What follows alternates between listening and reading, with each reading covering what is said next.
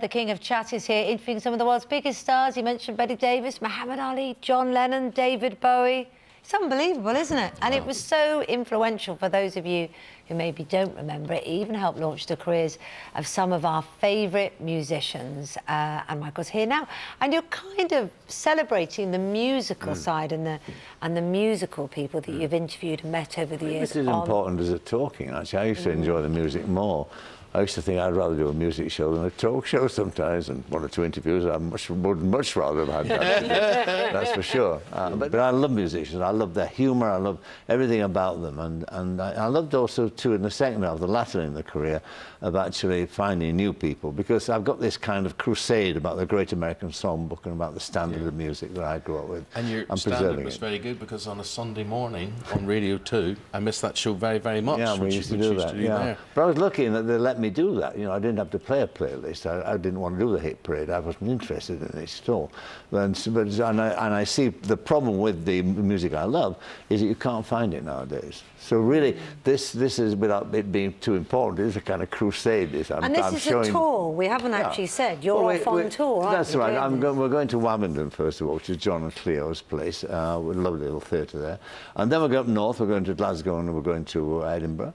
And then we're coming back down. We're going to the Lowry in Manchester. We're going to Lancaster. We're going all over there doing this music show. And what format would that take? Are these clips from the show, from your show? Absolutely. So when I say, ladies and gentlemen, Tony Bennett, there he is, or whatever it might be. And I travel with Mike, my son, who interviews me, because I used to do a one-man show, but I thought, well, the only reason you have children is to make them work for you, isn't it, really, basically? So he does the interview, and he's doing very well indeed. And also Joe Stilgoe, Richard's son, who's wonderful. Have you ever seen him at all? No. Well, Richard played the piano. He was a great musician. Well, his son did not fall far from the tree, let me tell you. He's a most wonderful jazz pianist, a wonderful singer, and a very witty, clever guy, a lovely guy. So we travelled together, and we compiled a show. Let me ask you this. What determined on your Saturday night show whether someone was interviewed or whether they just sung? Sometimes they just sung, and that was it. And you used to find it strange. It used to be a big name, and you would say, like, here it is, da-da-da-da,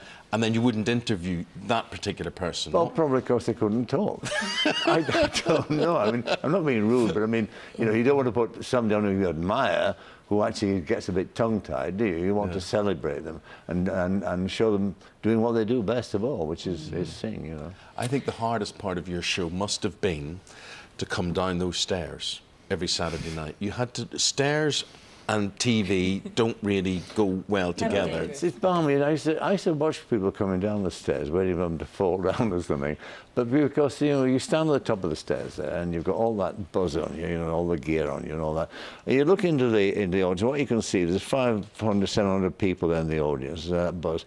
There's 15 cameras all around, probably. And then the guy says to you, the floor manager, enjoy yourself. Enjoy it. Are you mad? Are you mad? Are you crazy? Just enjoy it. That's one of the worst sentences people always say. We all know, don't we? So you walk on and you thank God you make the stairs, right? And then you get down and then you can see the fear in the people's eyes who are coming towards you. I don't care who they were. Muhammad Ali, it didn't matter. They were discomforted because they were walking into your lair in very uncomfortable situations. So your first instinct was a sympathetic one, really, in a sense. I once fell down. The only time ever I fell downstairs was with Fred Astaire. Oh. Can you imagine? The great walk-on of all time, Fred Astaire. Didn't want to do the show, really, persuaded by his daughter, nervous backstage.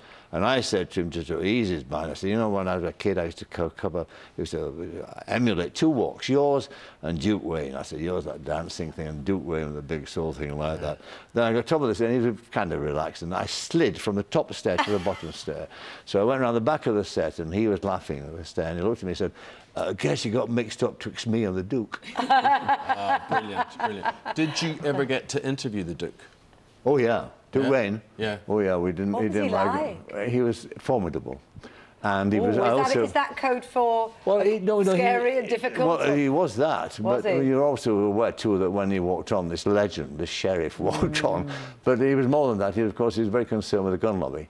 And so we had a little bit of a set-to about that. And he then said, was telling me about all the commies in America, and we didn't part friends, that's for sure. No. Is there I had an a chance to buy his wig once. Did you? Yes, but my wife forbade it. Really? Why? Because she said it was full of lice and things, and she didn't want it. But it was it was a toupee in a glass case. Oh, wow. Yeah, we had a number of them, obviously. You're a massive Those fan, tubes, I remember that. He's my hero. I think Crosby used to have a toupee.